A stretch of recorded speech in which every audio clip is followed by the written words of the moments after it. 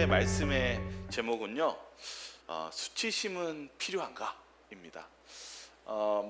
제가 실제 있었던 한 이야기를 먼저 하나 해드리도록 하겠습니다. 제가 이렇게 종종 이렇게 뭘 타는 걸 좋아하냐면은 이 전동 킥보드를 한번 타는 걸 좋아합니다. 근데 이제 제가 이제 삼육대학 후문에 또 있으니까 그때 한번 전동 킥보드를 딱 타다가 전정희 집사님을 딱 만났어요. 전정희 집사님이요. 근데 딱 만났는데 인사하고 딱 나오는데 갑자기 어떤 생각이 드냐면 왜 이런 모습을 보여드렸을까 이런 생각이 드는 거예요. 어떠세요? 이럴 때 참 마음속에 참 이렇게 좀 창피함과 수줍음이 좀 있죠. 평상시에 이렇게 목회를 하지만은 이렇게 제가 이렇게 전동 킥보드 타고 이렇게 만났으니까 갑자기 그때 아니에요. 아니 물론 이제 원래 이런 모습은 뭐 그런 모습도 보여줄 수 있지라고 생각은 했지만 한편으로는 무엇 하고 싶냐면 제 심리적으로는 좀 숨기고 싶다. 여러분들도 그럴 때가 있습니까? 여러분들도 이렇게 어떤 부분을 이렇게 드러내고 싶지 않고 이렇게 숨기고 싶은 때가 있지 않습니까? 근데 우리에게 있어서 이렇게 때로는 수치심 이런 숨기고 싶은 게 있습니다. 그런데 우리의 신앙 속에 정말 수치심은 또 필요한 것일까요? 이것입니다. 먼저 우리가 창세기 3장 10절에 보면 아담과 하와가 죄를 지었을 때 이 수치심에 대해서 성경은 기록하고 있습니다. 먼저 우리 시작하기 전에 같이 한번 성경절 말씀 한번 읽어볼까요? 이르되, 같이 읽겠습니다. 시작. 이르되 내가 동산에서 하나님의 소리를 듣고 내가 벗었으므로 두려워하며 숨었나이다. 네, 아담과 하와는요 수치심을 느꼈대요. 근데 언제 수치심을 느꼈냐라고 기록하고 있냐면 하나님의 소리를 들을 때.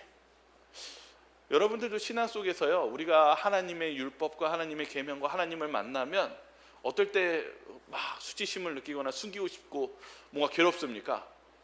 뭔가 내 죄가 드러나거나 뭔가 하나님과 부딪히는 게 있으면 자꾸 가리고 싶고 숨기고 싶습니다. 이 수치심은 우리가 하나님의 율법과 만나면 만날수록 우리는 수치심을 느끼게 되어 있습니다. 여기 엘렌 로스라는 이 구약학자가 뭐라고 그랬냐면 죄인들은 자기 죄를 깨닫고 두려움으로 하나님을 피했다. 그러니까 내가 죄를 깨닫는 순간 이것이 참 괴롭고 마음이 싱숭생숭한 겁니다. 아까도 제가 있었던 이야기를 얘기했지만 우리가요 알리고 싶지 않은 부분이 있어요. 우리의 인생은요 살면 내가 가리고 싶은 부분이 있고 어떤 부분은 좀 숨기고 싶은 부분이 있는데 우리 안에는 그러한 부분들을 어떻게 나아가야 될지 좀 바라볼 필요가 있습니다. 근데 여기서도 엘렌 로스는 하나님께서는 우리에게 이 수치심을 해결할 방법을 주셨다는 것입니다. 우리가 아무리 가리려고 하고 뭘 하려고 해도 우리가 잘 가려지지가 않고 괴롭습니다. 그런데 하나님은 아담과 하와에게 이런 수치심을 가리는 방법으로 뭘 주셨습니까?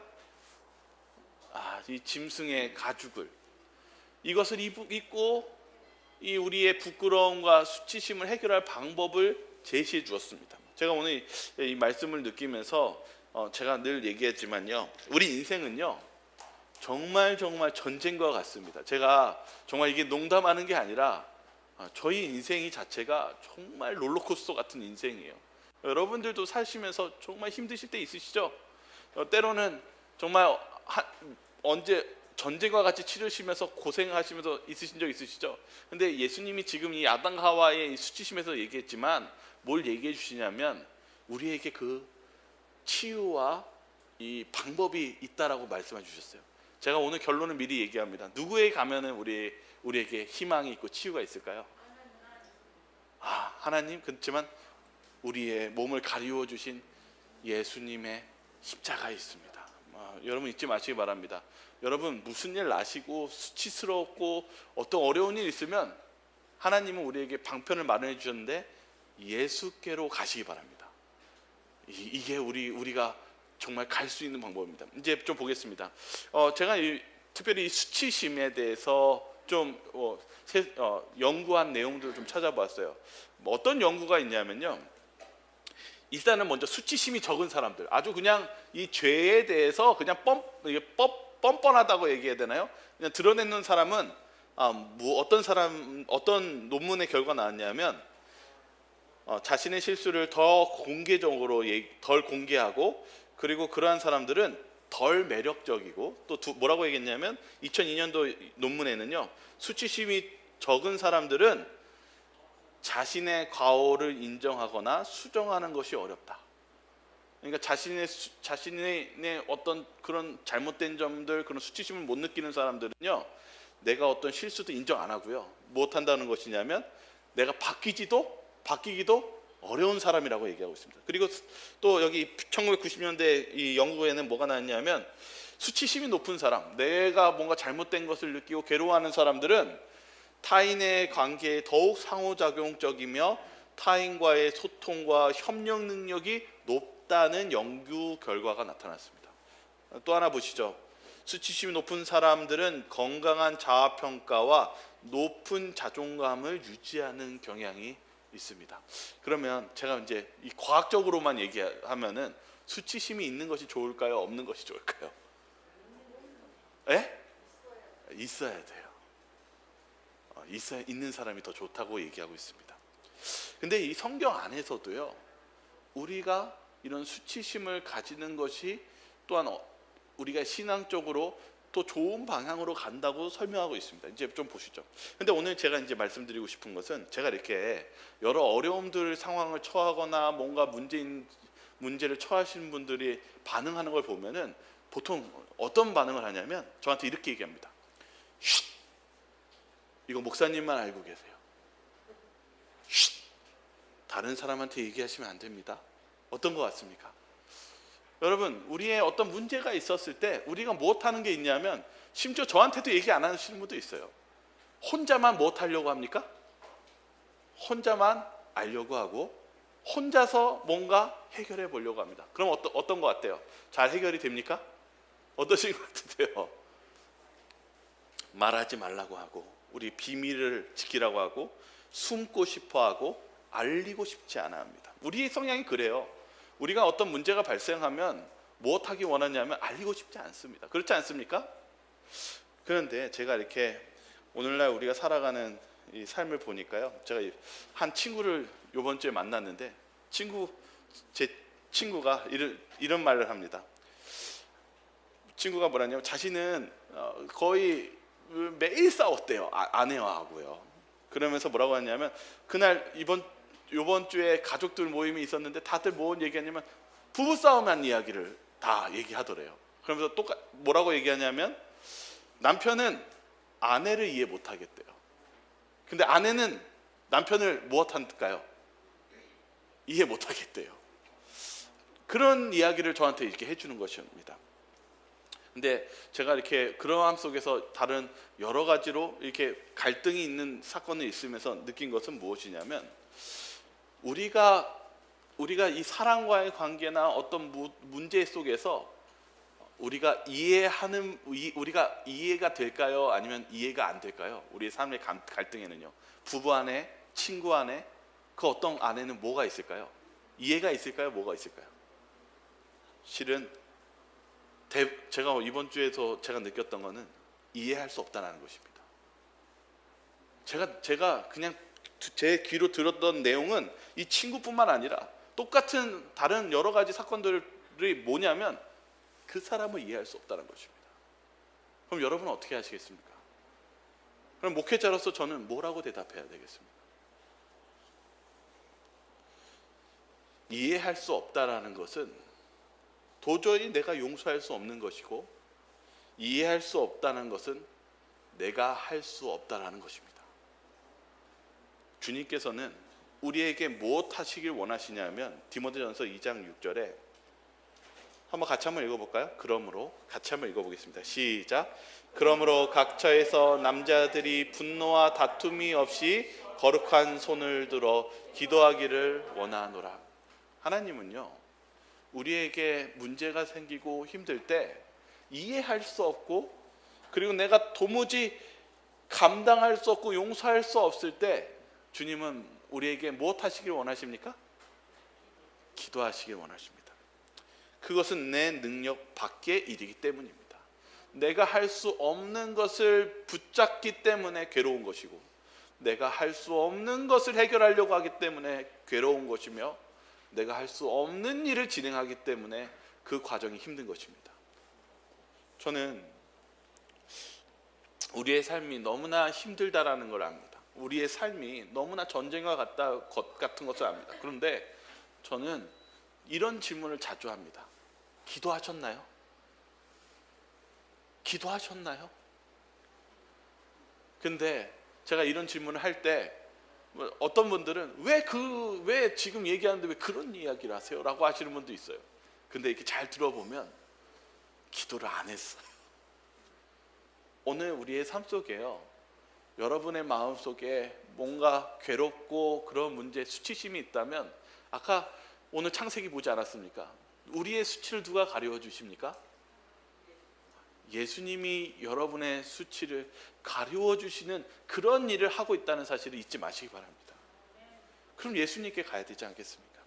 여기 주석에 보면은요, 이사야서 30장 15절에 있는 주석인데요, 뭐라고 적혀 있냐면, 우리는 하나님을 섬기며 잠잠히 기다릴 필요가 있다. 이것은 아주 필수적인 것이다.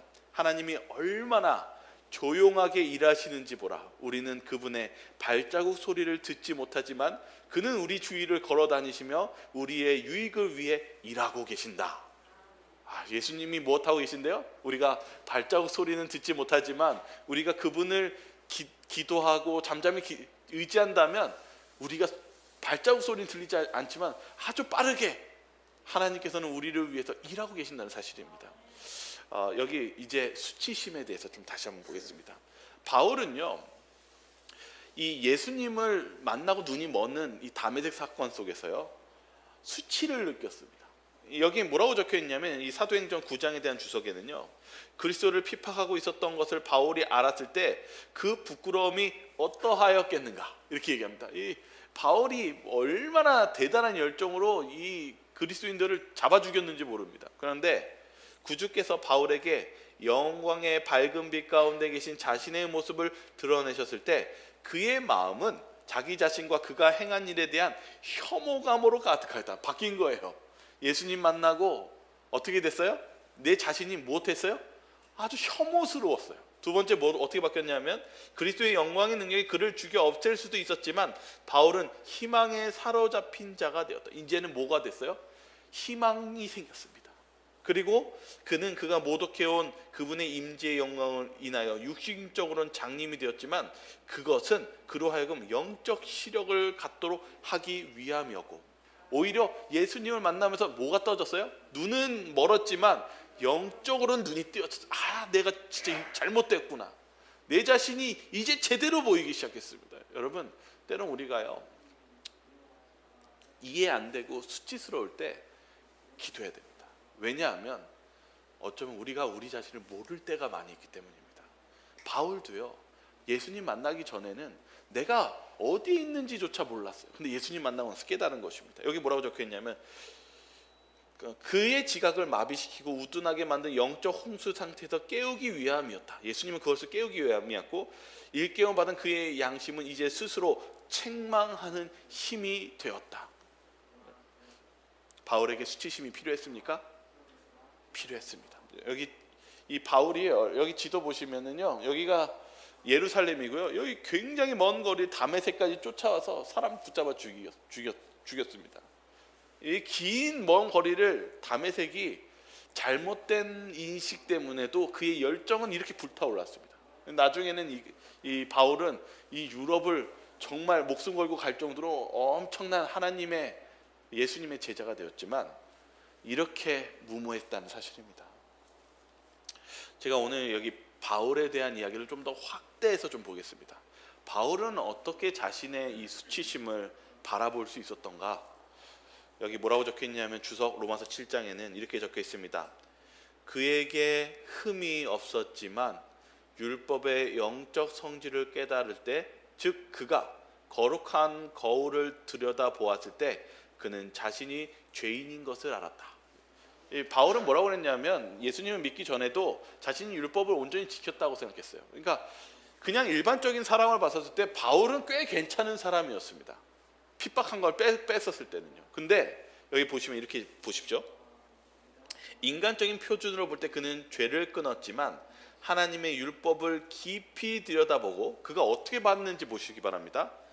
하나님이 그를 보시는 것 같이 자신을 바라보았을 때 그는 부끄러움에 고개를 숙이고 죄를 고백하였다.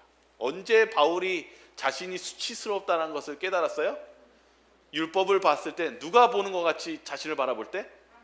하나님이 나를 바라보는 것 같이 바라보니까 자기 자신이 뭐 대단해요? 자기 자신이 온전한 것 같아요? 그때 깨진 겁니다. 내가 부끄러운 수치심을 하나님의 율법, 하나님이 나를 바라보는 것 같이 바라봤을 때 내가 내 능력이 전혀 하늘에 가는데 도움이 안 된다라는 것을, 수치심을 그때 깨달은 것입니다. 그리고 나서 누구를 의지해요? 누구에게 회개합니까? 그는 부끄러움에 고개를 숙이고 죄를 고백하였다. 여러분 어떻습니까? 실은요, 하나님이 우리에게 수치심을 주는 이유는 그래 너 정말 못됐구나, 너 정말 그렇구나 라고 한 게 아니라 우리가 정말 죄를 깨닫고 누가 필요하다는 것을 깨달아야 될까요? 예수님이 필요하다는 것을 깨닫는 것입니다. 우리가 전적인 변화는 우리 예수님께 의지하는 것을 깨달을 때 거기에 능력이 있습니다. 히브리서 4장 16절은 이렇게 기록되어 있습니다. 우리 같이 한번 읽어볼까요? 그러므로 같이 읽겠습니다. 시작. 그러므로 우리는 국률하심을 받고 때를 따라 돕는 은혜를 얻기 위하여 은혜의 보좌 앞에 담대히 나아갈 것이니라. 우리는요, 이 죄의 수치심으로 느낄 때, 실제로는요, 이 수치심으로만 봤을 때는 우리는 자격도 없고 능력도 없고 무엇할 수도 없습니까? 해결할 방법도 없습니다. 그러나 우리가 이런 수치심을 통해서 우리가 예수 그리스도를 의지함으로 우리에게는 뭐가 생기냐면, 히브리서 4장 16절에 뭐라고 얘기합니까? 어떻게 나아간다고 얘기합니까? 담대하게. 저는 우리의 삶 속에요, 아까도 얘기했지만 여러 가지 갈등이 있습니다. 뭐 부부 간의 갈등도 있고요, 또는 여러 친구 간의 갈등도 있고 여러 가지 갈등이 있습니다. 근데 제가 이렇게 느끼는 게 뭐냐면, 희망이 이렇게 항상 이렇게 바라보면 희망이 없대요. 다 끝났대요. 우리가 볼 때 다 끝난 것 같아요. 근데 그럴 때 뭐가 필요할까요? 성도님들에게 여러분의 삶 속에 정말 모든 것이 극단적으로 가서 희망이 없다라고 느꼈을 때는 우리는 어디로 가야 될까요? 예수님밖에 없어요. 기도하는 것입니다. 내가 할 수 없다면 할 수 있게 기도한다는 것입니다. 근데 저는 정말 감사한 것은 예수님은 살아계십니다. 예수님은요, 진짜 살아계십니다. 제가 실은 이번 주에도 제가 그런 응답을 많이 느꼈습니다. 기도 응답. 근데 제가 그 기쁜 소식을 이제 정말 선배 목사님하고 이렇게 기도의 응답에 대해서 막 기뻐하는데, 갑자기 이 선배 목사가 해외에서 막 사진을 보내면서 막 문자를 보내요. 막 카톡을 보내요. 근데 뭐 내용이 뭐냐면, 실은 저기 캐나다에 한 교우님이 있는데 암으로 이제 수술을 했어요. 그리고 제거를 했는데 또 암이 생긴 거예요. 근데 암이 이제 너무 커져서 이제 솔직히 말하면 이제 수술을 하기가 어렵다고 했었어요. 근데 어떻게 하셨냐면, 희망이 없는데 목사님 가가지고 우리 기도해야 된다. 이거 우리는 이 기도밖에 방법이 없다고. 그래가지고 안수 기도를 해줬어요. 그리고 뭐라 했냐면, 하나님을 믿어보고 하나님께 구원을 우리가 찾자고. 그런데 연락이 왔어요. 행복한 표정을 지으면서 연락이 왔는데 뭐냐면, 목사님, 기도가 응답되었어요. 암이 없어졌어요. 정말 암이 없어졌습니다. 그리고 저한테 너무 기뻐서 하나님은 정말 살아계시다고, 우리가 하지 못하는 것을 하나님께서 이루신다면서 할렐루야 하면서 저한테 이렇게 어제 문자를 보내는 것입니다. 하나님은 살아계십니다. 우리가 하지 못하는 것을 주님께서는 하실 수 있습니다. 근데 우리가 뭐가 필요하냐 하면, 우리가 능력 없고 우리가 할 수 없음을 주님 앞에 회개하며 주님 앞에 나가야 됩니다. 주님이 우리의 부끄러움과 수치심을 가려주시며 우리를 구원해 주시는 분은 예수님밖에는 없다는 사실입니다. 오늘 우린 예수님이 있기에 그분의 때를 따라, 우리가 사는 그때 사건의 때를 따라 우리에게 돕는 은혜를 얻기 위해서 우리가 담대히 나아갈 수 있는 예수 그리스도가 있다는 사실을 잊지 마시기 바랍니다. 여기 히브리서 12장 2절에는 이렇게 기록되어 있습니다. 믿음의 주여, 같이 읽어볼까요? 시작. 믿음의 주여, 또 온전하게 하시는 이인 예수를 바라보자. 그는 그 앞에 있는 기쁨을 위하여 십자가를 참으사 부끄러움을 개의치 아니하시더니 하나님 보좌 우편에 앉으셨느니라. 오늘 이 히브리서 12장 2절은 뭐라고 했냐면, 왜 우리가 수치심이 필요한가? 바로 그 수치심을 우리를 위해서 예수님께서 대신 짊어지셨기 때문입니다. 우리의 죄의 수치심, 이 모든 것을 왜 예수님께서는 참고 그리고 부끄러움을 개의치 않으셨다고 기록하고 있습니다. 왜 그렇습니까? 우리를 구원하시기 위해서입니다. 여기 CD 소망은 뭐라고 적혀 있냐면, 그대의 의무가 어렵고 가혹하게 보이며 그대의 짐이 지기가 너무나 무겁게 보일 때에 그대를 위해서 내가 멸시와 수치 곧 십자가를 참은 것을 기억하라. 엄격한 시련으로 그대의 마음이 위축될 때에 그대의 구주가 살아계셔서 그대를 위하여 간구하고 하시는 사실을 기억하라. 예수님은 여러분이 힘들고 그럴 때 무엇을 기억하라고요? 여러분을 위해서 그 짐을 지신, 그리고 여러분의 수치를, 그 부끄러움을 지신 예수님을 기억하라고 이야기하고 있습니다.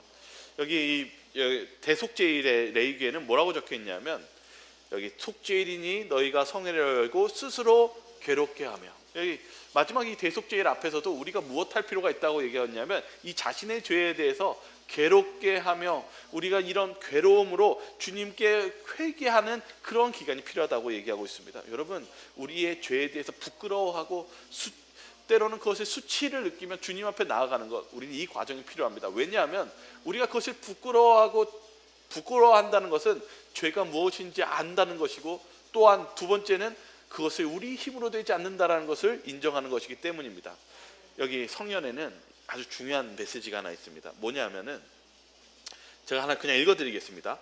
이 모든 것 때문에 회개를 어렵고 영혼을 괴롭히는 경험으로 여기는 대신에 우리는 그때 당신의 고통이나 비열감을 넘어서 우리가 정의에서 얼마나 멀리 떨어져 나갔는가를 깨달을 때에 우리가 느끼는 수치심이나 혐오감, 그리고 죄악의 쾌락이 습관화된 것을 내버리는 고통 뒤에 있는 것을 보아야 된다. 뭐라고 얘기했냐면, 우리 신앙 속에서요, 때로는 수치스럽고 부끄러운 이렇고 힘든 이 과정을 이 과정이 필요하다는 걸 얘기합니다. 왜냐하면 우리가 그렇게 할 때 그 건너편 뒤에 있는 것을 우리가 보아야 한다는 것입니다. 우리가 때로는 신앙 속에서 하나님 너무 힘들고 너무나 괴롭습니다, 주님이 도와주셔야 된다고 우리가 울며 기도하고 우리의 죄를 탐복하며 얘기하는 그 과정이 필요 없는 것이 아니라 그 뒤에 있는 것을 봐야 된다는 것입니다.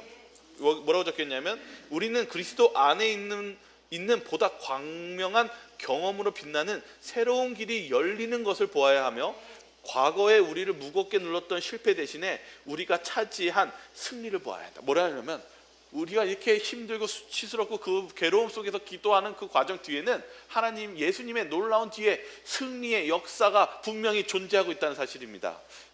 그래서 우리는 여기서 뭐라고 하냐면, 우리의 수치, 숨김에서 멈추면 안 된다는 것입니다. 우리 그 문제를 가지고 나 혼자 꽁꽁 앓면서 있으면 안 된다는 것입니다. 용기를 가져야 한다는 것입니다. 그것은 우리가 기도하며 주님께 매달려야 한다는 뜻입니다. 그리고 우리의 삶 속에 그런 영혼을 괴롭히는 과정이 필요 없는 과정이 아니라 우리에게 필요한 과정이라고 설명하고 있습니다. 주님께서는 이 과정을 분명히 함께 하실 것입니다. 제가 또 하나 보여드리겠습니다. 이 성경 주석 안에 뭐라고 적혀 있냐면, 죄의 유혹을 받을 때 예수께서 하늘 성소에서 우리를 위하여 간구하고 계심을 기억해야 한다. 여러분, 이 죄의 유혹을 받아서 흔들리잖아요.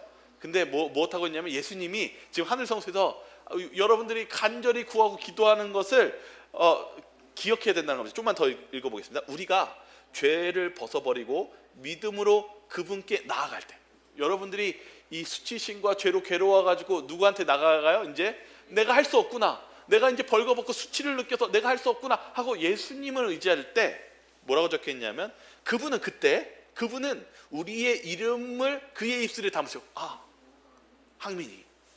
우리가 기도할 때 누구라고 입술을 입에 담으시고 바로 누구에게 가시냐면 아버지께 나아가 말씀하시다. 여러분이 그 기도를 하는 순간, 여러분이 수치와 괴로움으로 울며 여러분들이 기도하는 그 순간 예수님이 여러분의 이름을 들고 하나님 앞에 나간다는 것입니다. 그리고 뭐라고 얘기했냐면, 나는 내 손바닥에 그들의 이름을 새겼습니다.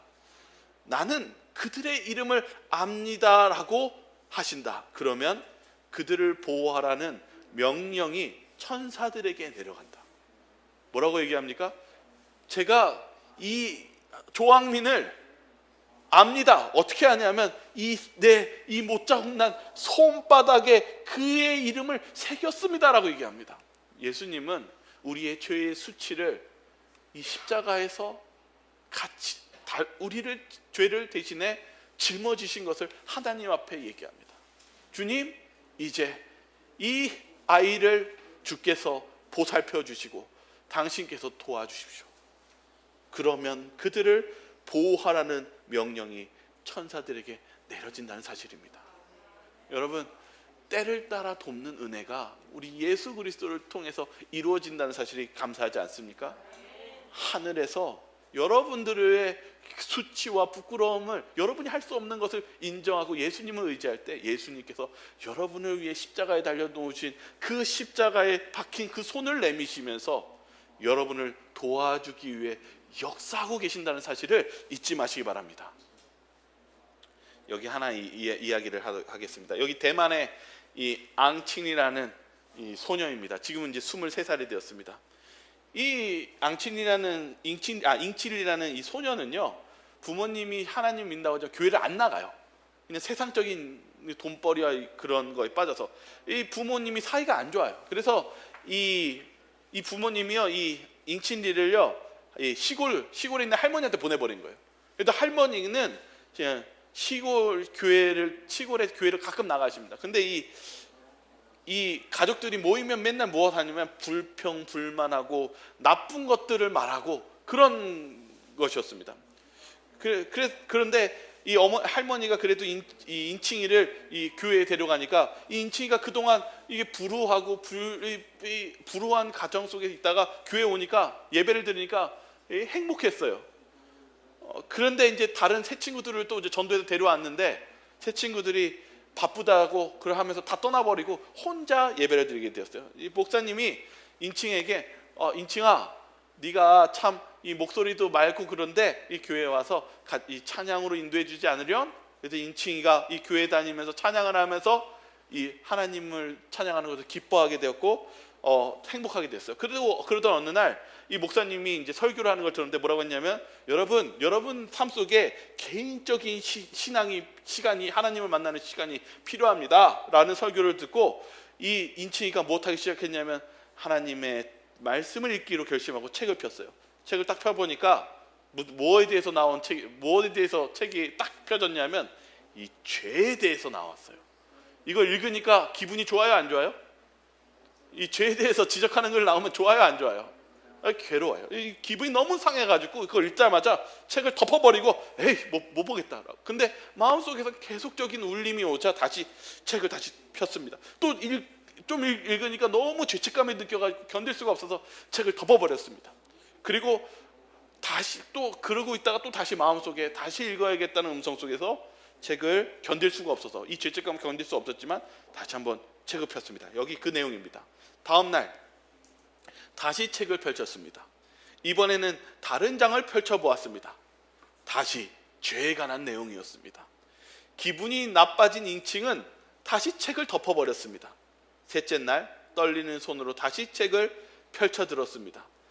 죄책감을 견딜 수 없을 때까지 한 페이지를 다 읽고는 더 이상 견디지 못하고 침실로 뛰쳐 들어갔습니다. 문을 잠그고 그리고 무릎을 꿇었습니다. 주님, 제 죄를 용서해 주세요. 기도하며 울음을 참을 수가 없었습니다. 제가 저지른 나쁜 일들을 용서해 주세요. 다 알고 있으면서도 나쁜 일을 저질렀던 자신의 어리석음을 깨닫게 되었습니다. 이 인칭이가 실은 수치심을 느낀 것이죠. 죄책감을 느낍니다. 그럴 때 그가 결국은 하나님 앞에 엎드리며 예수님께 의지하는 것입니다. 예수님, 저를 용서해 달라고 기도하는 것입니다. 가슴이 아팠습니다. 인칭은 잠이 들 때까지 기도했습니다. 일주일 동안 매일 밤 인칭은 침대 옆에 무릎을 꿇고 하나님께 용서를 구하며 눈물을 흘렸습니다. 한 주일이 끝나는 마지막 날, 인칭은 전에 말해본 적도 없는 기도를 드렸습니다. 사랑의 하나님, 저의 과거, 현재, 미래를 하나님 손에 맡깁니다. 저의 죄가 저와 주변의 사람들에게 상처를 주었다는 것을 깨닫게 되었습니다. 하나님의 뜻대로 저를 인도해 주세요. 어떤 일이 벌어졌을까요? 다음날 아침 잠에서 깨었을 때 인칭은 다른 사람이 된 것 같았습니다. 마음은 기쁨과 평화로 가득 찼습니다. 감사합니다, 주님. 인칭은 가슴에서 우러나오는 감사를 드렸습니다.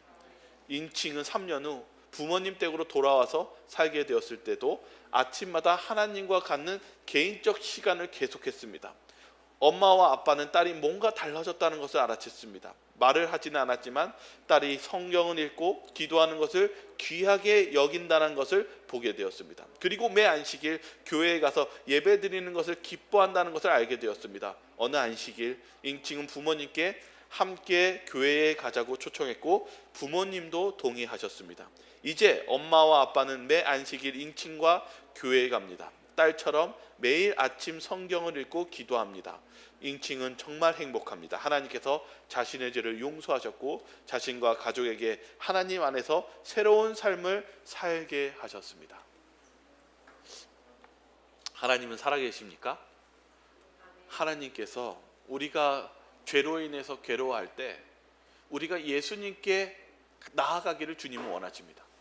여러분들이 예수님께 나아간다면 예수님께서는 바로 우리의 기도를 응답하시며 그리고 우리를 위해 예수님께서 십자가를 통해서 우리의 값을 지불하고 우리의 그 사역과 하나님의 천사가 우리를 도와주신다는 이 역사가 오늘날도 이루어지고 있다는 사실입니다. 오늘 저와 여러분들이 주님께 여러분의 그 수치와 그 무거움을 고백하시며 나아가시기를 바라겠습니다. 우리 마지막 이 성경절 하나만 읽고 좀 마치도록 하겠습니다. 보이시나요? 한번 같이 한번 읽어볼까요?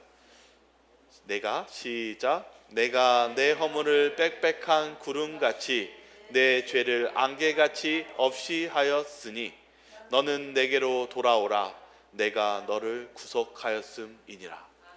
여러분, 여러분의 죄를 안개같이 없이 하였으니 너는 내게로 돌아오라. 내가 너를 구속하였음이니라 라고 하시는 하나님의 음성을 들으시고 담대하게 주님께 나아가시는 저와 여러분들 되시길 바라면서 오늘 말씀을 마치도록 하겠습니다. 기도하고 마치겠습니다. 사랑이 많으신 하나님 아버지, 저희는 우리의 죄를 해결할 능력이 없습니다. 그렇기에 저희는 수치심을 느끼고 괴로워하며 두려워합니다. 그러나 주님, 저희의 수치심을 가려주신 예수 그리스도를 주셔서 감사합니다. 주님, 저희들이 괴로울 때 이것을 숨기지 않고 주님 앞에 나아가는 저희가 되게 도와주시옵소서. 주님 앞에 무릎 꿇고 기도하는 아버지의 자녀들이 되게 도와주시옵소서. 저희들이 그런 기도를 드릴 때 예수님께서 저희의 이름을 부르시고 하나님 앞에 서시며 저희들을 위해서 이 못 박힌 손자국을 내시며 이제 그는 나의 것이라고 예수님께서 선포하시며 우리를 도와주신다는 것을 보게 되었습니다. 주님, 저희들이 혼자 괴로워하지 않게 도와주시고 주님 앞에 무릎 꿇으며 기도할 때 주님의 역사하심을 우리가 체험하며 주님께 구원이 있다는 사실을 저희들이 경험하게 도와주시옵소서. 오늘 이 안식일 저희들의 주님의 그 구원을 탄원하는 그런 기도의 시작이 되기를 바라며 사랑 많으신 예수 그리스도의 이름으로 기도드리옵나이다. 아멘.